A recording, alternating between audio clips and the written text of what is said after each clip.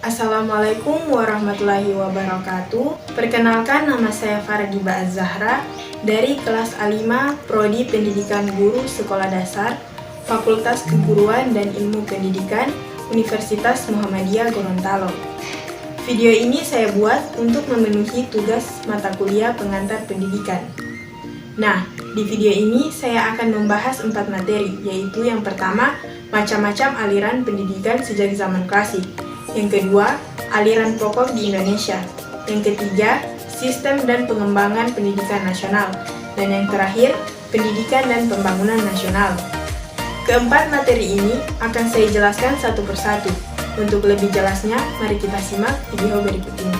Pembahasan pertama yang akan saya bahas yaitu macam-macam aliran pendidikan sejak zaman klasik. Berbicara tentang aliran pendidikan, pasti teman-teman bertanya, tentang apa sih aliran pendidikan itu? Nah, aliran pendidikan adalah pemikiran yang membawa pembaruan dalam dunia pendidikan.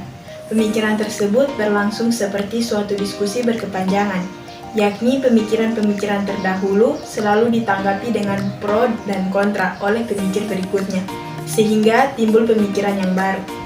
Demikian seterusnya, agar diskusi berkepanjangan itu dapat dipahami, perlu aspek dari aliran-aliran itu yang harus dipahami. Oleh karena itu, setiap calon harus memahami berbagai jenis aturan-aturan pendidikan. Kemudian yang berikut, ada macam-macam aliran-aliran klasik dalam pendidikan. Yang pertama adalah aliran empirisme. Empirisme aliran ini menganut paham yang berpendapat bahwa segala pengetahuan, keterampilan dan sikap manusia dalam perkembangannya ditentukan oleh pengalaman empiris. Yang kedua ada aliran nativisme, seorang filsuf berasal dari Jerman yang hidup pada 1788 sampai 1880, berpendapat pendidikan ialah membiarkan seseorang bertumbuh berdasarkan pembawaannya. Seseorang akan berkembang berdasarkan apa yang dibawanya dari lahir. Yang ketiga ada aliran naturalisme. Aliran ini mempunyai kesamaan dengan teori nativisme, bahkan kadang-kadang disamakan, padahal mempunyai perbedaan tersendiri atau masing-masing.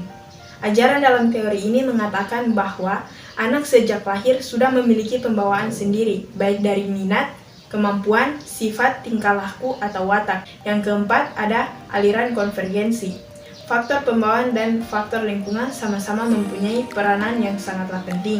Keduanya tidak dapat dipisahkan. Sebagaimana halnya dengan teori nativisme, teori ini juga mengaku bahwa pembawaan yang dibawa anak sejak lahir juga meliputi pembawaan dan juga pembawaan buruk. Pembawaan anak yang dibawa pada waktu sejak lahir tidak akan bisa berkembang dengan baik tanpa adanya dukungan lingkungan yang sesuai dengan pembawaan tersebut. Jadi dapat disimpulkan bahwa pemahaman terhadap berbagai aliran pendidikan memiliki arti yang sangatlah penting.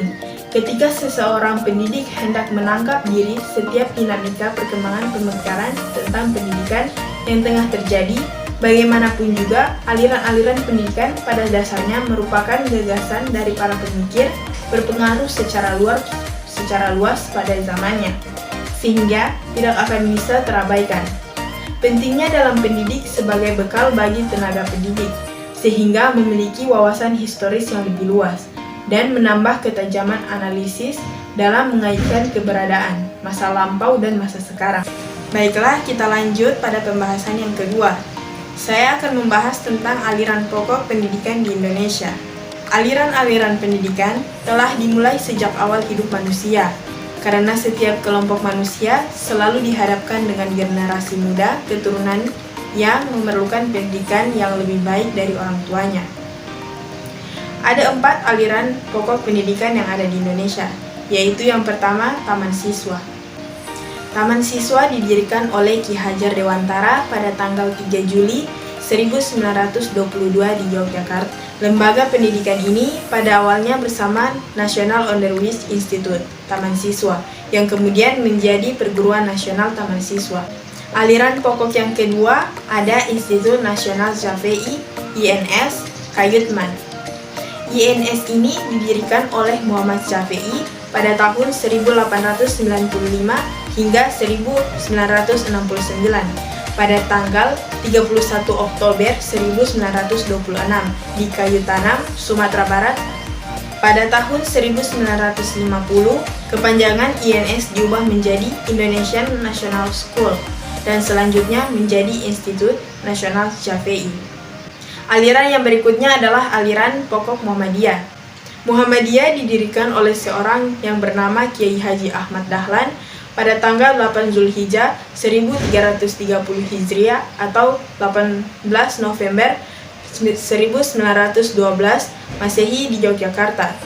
Ia mendirikan organisasi Muhammadiyah sebagai organisasi yang menghembuskan jiwa pembaharuan pemikiran Islam di Indonesia, bergerak di berbagai bidang kehidupan umat. Yang terakhir adalah aliran pokok Ma'arif atau Nahdlatul Ulama.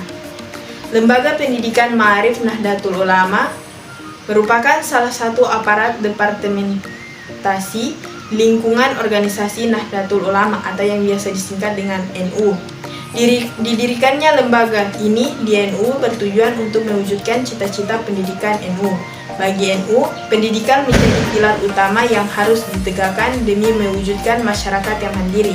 Dari penjelasan tersebut, maka dapat disimpulkan bahwa dari aliran-aliran pendidikan tersebut, kita tidak bisa mengatakan bahwa salah satu adalah yang paling baik, sebab penggunanya diselesaikan dengan tingkat kebutuhan dan kondisinya pada setiap itu, karena setiap aliran memiliki dasar-dasar pemikiran sendiri. Pembahasan yang ketiga, saya akan membahas tentang sistem dan pengembangan pendidikan nasional. Pendidikan nasional yang berdasarkan Pancasila dan Undang-Undang Nomor 20 Tahun 2003 berfungsi mengembangkan kemampuan dan membentuk watak serta peradaban bangsa yang bermartabat dalam rangka mencerdaskan kehidupan bangsa. Bertujuan untuk mengembangkan potensi peserta didik agar menjadi manusia yang beriman dan bertakwa kepada Tuhan Yang Maha Esa, berakhlak mulia, sehat, berilmu, syakap, kreatif, mandiri, dan menjadi warga negara yang demokratis serta bertanggung jawab. Bentuk-bentuk lembaga pendidikan terdiri atas 3, yaitu lembaga pendidikan keluarga, lembaga pendidikan sekolah, lembaga pendidikan masyarakat. Berbicara tentang pendidikan, pastinya mempunyai landasan hukum. Landasan hukum pendidikan dapat diartikan peraturan baku sebagai tempat berpijak atau titik tolak dalam melaksanakan kegiatan-kegiatan tertentu, dalam hal ini kegiatan pendidikan. Landasan hukum pendidikan yang berlaku di Indonesia dengan berbagai peraturan perundang-undangan yang bertingkat antara lain. Yang pertama, pendidikan menurut Undang-Undang Dasar 1945. Yang kedua, Undang-Undang Republik Indonesia Nomor 20 Tahun 2003 tentang Sistem Pendidikan Nasional. Yang ketiga, Undang-Undang Republik Indonesia Nomor 14 Tahun 2005 tentang guru dan dosen. Dan yang terakhir, pendidikan menurut Peraturan Pemerintah Nomor 13 Tahun 2015. Pendidikan nasional mempunyai tujuan, yaitu untuk mengembangkan kemampuan dan membentuk watak serta peradaban bangsa yang bermartabat dalam rangka mencerdaskan kehidupan bangsa, agar berkembangnya potensi peserta didik agar menjadi manusia yang beriman, bertakwa, berakhlak mulia, berilmu, kreatif, mandiri, dan menjadi warga negara yang demokratis serta bertanggung jawab. Dapat disimpulkan bahwa pendidikan nasional adalah pendidikan yang berdasarkan Pancasila dan Undang-Undang Dasar Negara Republik Indonesia tahun 1945 yang berakar pada nilai-nilai agama, kebudayaan nasional Indonesia, dan tanggap terhadap tuntutan zaman. Sistem pendidikan nasional adalah keseluruhan komponen pendidikan yang saling berkaitan secara terpadu untuk mencapai tujuan pendidikan nasional. Pendidikan di Indonesia mempunyai landasan, yaitu landasan ideal adalah Pancasila, landasan konstitusional ialah Undang-Undang 1945, dan landasan operasional ialah ketetapan MPR tentang GBHN. Materi terakhir yang akan saya bahas adalah pendidikan dan pembangunan nasional. Keunggulan suatu bangsa tidak lagi bertumpu pada kekayaan alam, melainkan pada keunggulan sumber daya manusia, yaitu tenaga terdidik yang mampu menjawab tantangan-tantangan yang sangat cepat. Kenyataan ini sudah lebih dari cukup untuk mendorong pakar dan praktisi pendidikan melakukan kajian sistematik untuk membenahi atau memperbaiki sistem pendidikan nasional. Pendidikan memiliki peran penting dalam proses pembangunan. Betapa tidak, laju perubahan sebagai akibat dari perkembangan ilmu pengetahuan dan teknologi, kemudian harus disejajarkan dengan penyediaan sumber daya manusia yang berkualitas. Pendidikan menduduki posisi sentral dalam pembangunan karena sasarannya adalah peningkatan kualitas SDM. Oleh sebab itu, pendidikan juga merupakan alur tengah pembangunan dari seluruh sektor pembangunan. terdapat suatu kesan bahwa persepsi masyarakat umum tentang arti pembangunan lazimnya bersifat menjurus. Pembangunan semata-mata hanya beruang lingkup, pembangunan material atau pembangunan fisik berupa gedung, jembatan, pabrik, dan lain-lain. Padahal, sukses tidak hanya pembangunan fisik itu, justru sangat ditentukan oleh keberhasilan di dalam pembangunan rohaniah yang secara bulat diartikan pembangunan manusia, dan yang terakhir ini menjadi wujud. Dari penjelasan materi tersebut, maka dapat disimpulkan bahwa pendidikan dan pembangunan memiliki hubungan yang saling berkaitan. Keduanya merupakan suatu garis yang terletak kontinu dan saling mengisi. Pendidikan merupakan usaha yang dilakukan ke dalam diri manusia untuk nantinya dapat menghasilkan sumber daya manusia yang dapat menunjang pembangunan, yaitu pembangunan lingkungan sekitar yang dapat memenuhi kebutuhan hidup masyarakat luas. Sekian penjelasan 4 materi dari saya, lebih dan kurangnya saya mohon maaf.